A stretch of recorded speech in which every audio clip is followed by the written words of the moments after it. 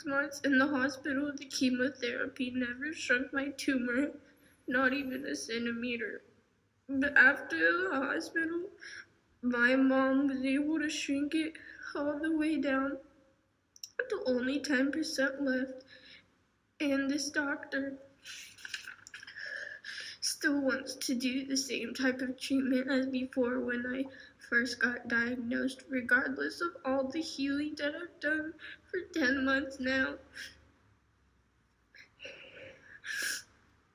Nobody else will help my mom. I've watched her stay up night after night. I'll wake up and she's still up late at night, calling, asking for help with no resources, no attorney, and nobody to help her. Everybody keeps turning their back. I just don't understand this, and I'm begging you to please help me. Help me have a normal life. This could be your daughter, and all I'm asking is for somebody to help my mom. Thank you so much, and have a blessed day.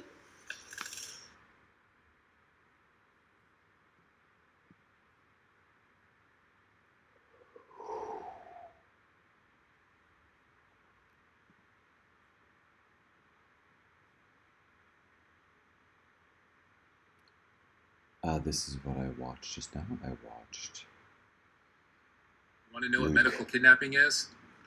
Smith Anderson. For the past 3 days, Christina and Kylee Dixon have been on the run from law enforcement, in hiding. And here's why. Kylee Dixon is the 13-year-old daughter of Christina Dixon, who was diagnosed with liver cancer and has been undergoing 6 months of intense chemotherapy and has underwent one surgery already, which has led to complications. All Kylee has done is regressed, and there's been no improvement in the size of the tumor or her overall health and getting better. Christina, pleading with the doctors, is asking them what more they can do in order to help her daughter, in which she's getting no answers. Besides, there's nothing more that we can do. So like any good mother would, she seeks alternative healing medicine and methods for her daughter, which have worked through the natural methods and the guidance from a different naturopathic doctor. Kylie's tumor is now 10% of what it originally was, and Kylee is doing better than ever. However, the doctors are now saying that they want to cut the rest of the tumor out. Now the state is taking matters into their own hands. They have a court order that Kylie's to follow through with this surgery, which Christina ignored and went on the run to save her daughter. But now they're being hunted by the government, and guess what? They were picked up in Las Vegas this morning. They took Kylee, left Christina, the mother, there. This poor girl, this poor family, this cannot happen. And I wonder what Kylie's thinking. Well, take a look at this. How is this fair to me? Nobody fights for me besides my mom, and all I want is to go back to school, to feel like a normal kid as much as I can. I don't want to have to wonder if I'm going to live or die every day of my life anymore because of this doctor who continues to come after us and wants me back on chemo, and then wants me to do a liver transplant, regardless of the fact that I no longer need that kind of treatment. Is this our new America? An America where parents don't have a choice? They don't have options? They can't do whatever it takes in order to save their children? They have to do what the state says, or else they'll lose custody of their children, and kids have to die because the state and the doctors somehow have gotten ultimate authority over parents. As a dad, I get extremely concerned. And as parents, we should all be concerned. Why should we all be concerned? Because we are one doctor's visit away from being in the same exact situation. So many people take a look at these videos, they read these stories online, they read the headlines, and they say, that poor family.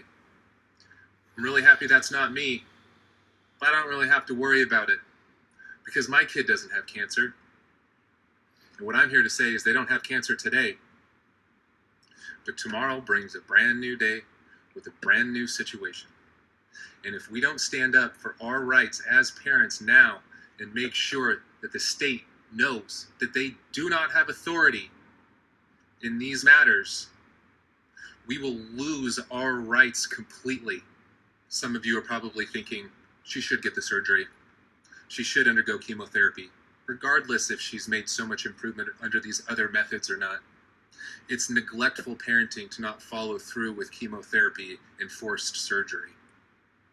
And what I'm saying is that if you're not trying to find every single avenue as a parent to protect your children, regardless of what the state says, that's being neglectful. Christina is doing what's right for her daughter. And I hope that we would all do the same thing. Kylee is lucky to have Christina as a mother. So what can we do to help out? In the comment section below, I'm going to leave the contact information of Governor Kate Brown, of the senators that are influencing this. I think there's a Courtney Nyron, who's a Wilsonville representative, who's leading this. Contact information for the DHS contact.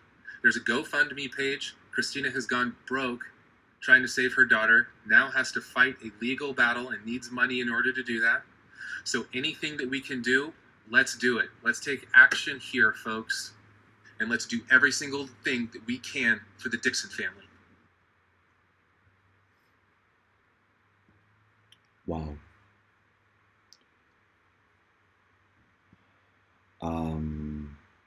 First of all, Luke, thanks so much for bringing this story to my attention. I started crying and I figured I would turn on the camera, and I think the camera's on. I'm absolutely shocked. I didn't know.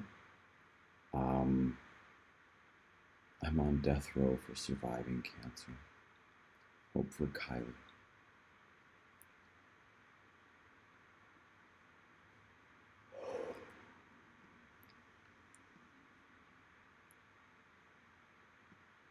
Oh geez, Kylie's just a little bit older than my daughter.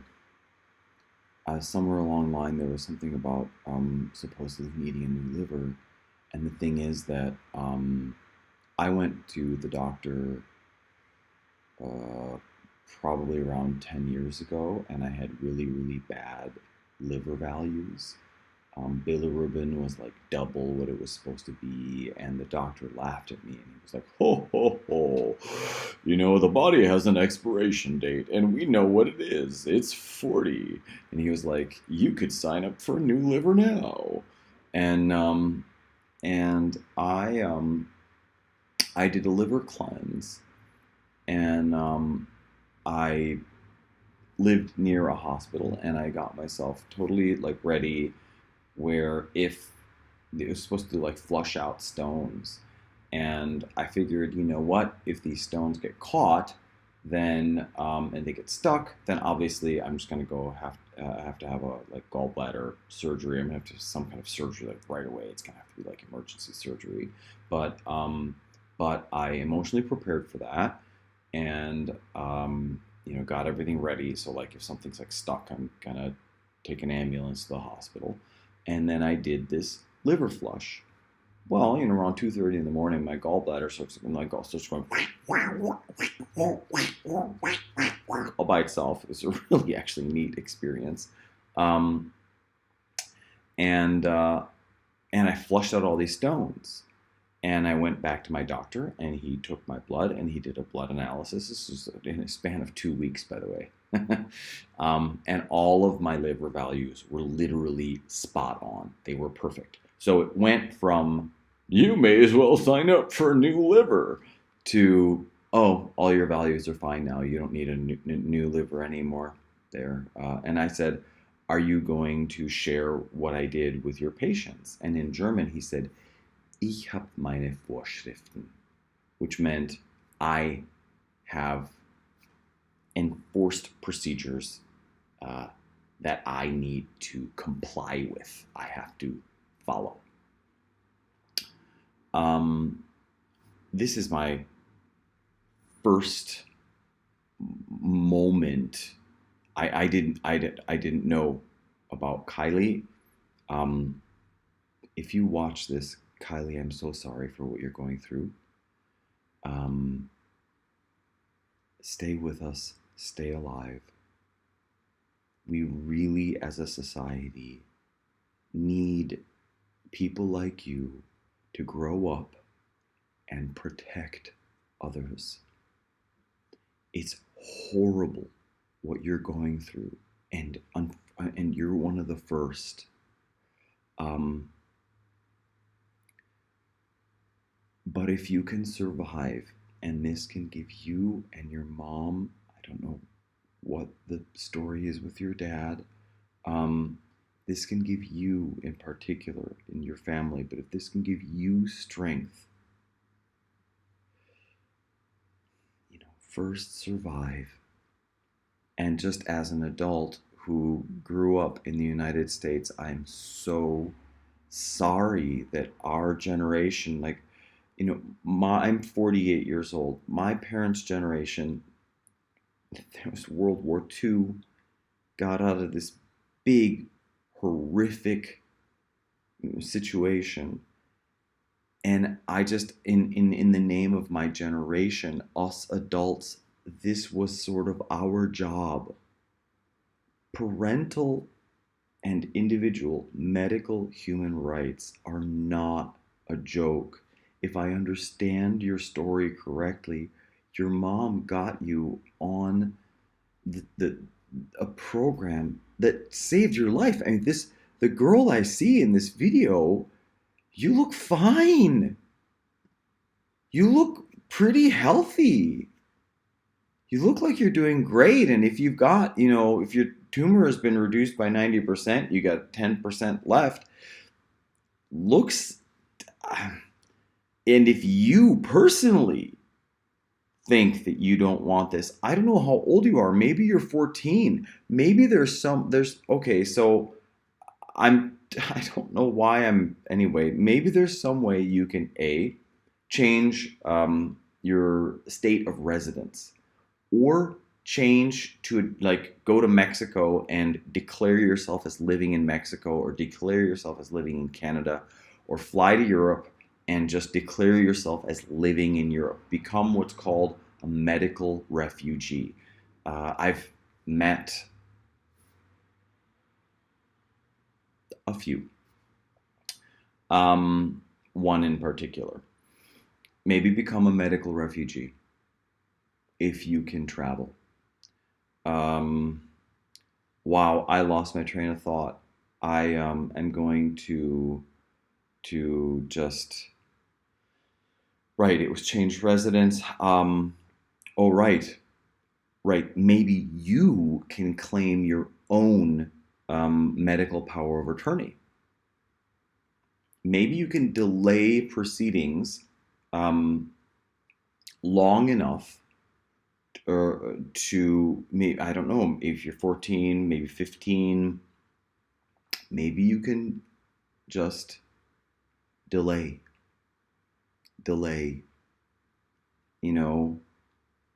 reschedule the court hearing, reschedule the chemo. You know what, we're just going to reschedule the chemo. I don't know. Maybe they need a quote unquote reason for their system. I'm not feeling too good. I'm really sorry for what you're experiencing, and for the people that are my friends, fans, and family. This is the slippery slope with any kind of medical mandate. We have to stop it. People online, even really close friends, have said that I've quote unquote abandoned rationality when I speak out for maintaining parental and individual medical human rights with regard to vaccination. I say adults make medical decisions for themselves and their children. Sometimes adults make mistakes and children suffer. It does happen. Parents can make mistakes. You think that the state makes fewer mistakes?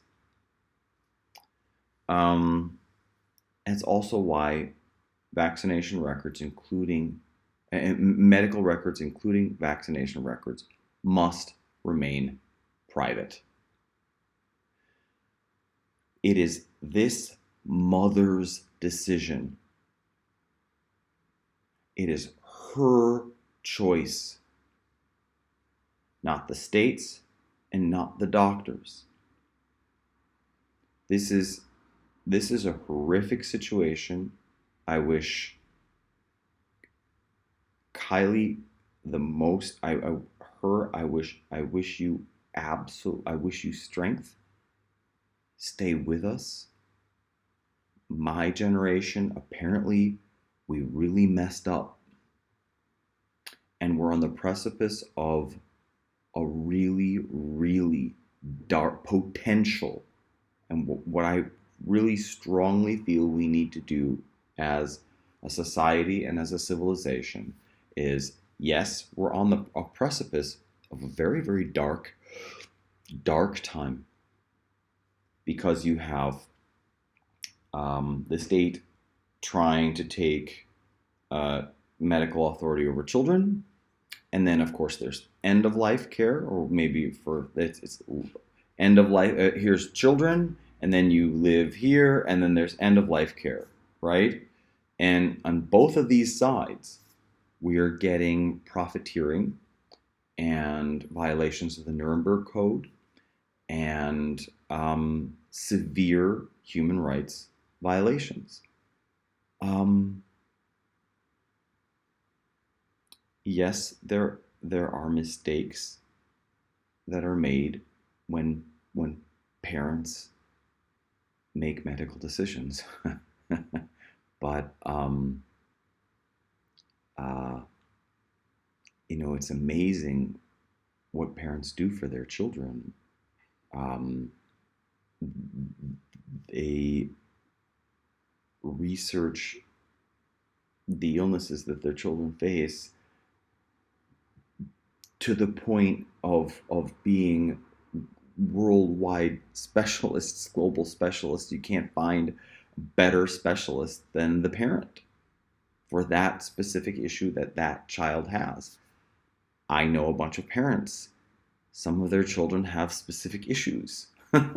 And those parents are, they've got like piles of books, and they really know what they're doing to help their children. And I'm not going to go into the specific medical issues that I'm aware of, but that's how it goes. One child has an issue with eyes. The other child has maybe a behavioral issue, and the other child has, I'm not even going to mention it. But those parents are absolute experts. So I'm going to close here. And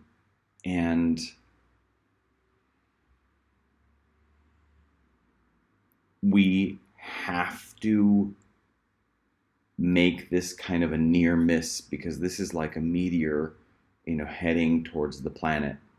And it's just got to be like, this is the planet, and this is Earth, and this is all of us, here, and, us dealing with pollution, and is overpopulation really a thing, and look at global warming and climate change. And here's this meteor coming, and the meteor is state ownership of the body, right? Usurping parental medical human rights and individual human rights. And I mean, it's really nasty. If you guys didn't know that in New York, they had quote unquote disease detectives walking around from house to house, going to the homes of Orthodox Jews, fining them for not vaccinating their children with an MMR, not just measles, mumps, and rubella vaccine that contains fetal cell lines from aborted human babies. And that's their religion. They don't want to put that in their children. Okay? Other people do. That's what it means to have medical human rights. I make specific decisions and other people make other decisions and live with the repercussions, which include illness and death.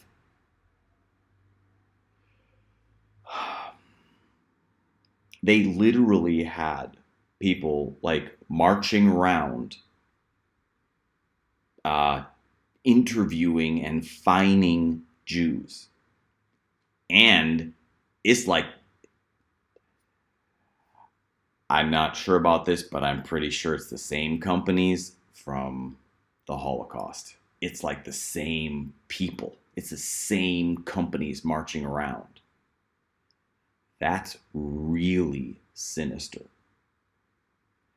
If somebody could check up on that, as it was like IG Farben, isn't that? And then that became Bayer, something like that. If it's the same company that gassed however many, okay, millions that has sought to exterminate the Jews, and these companies are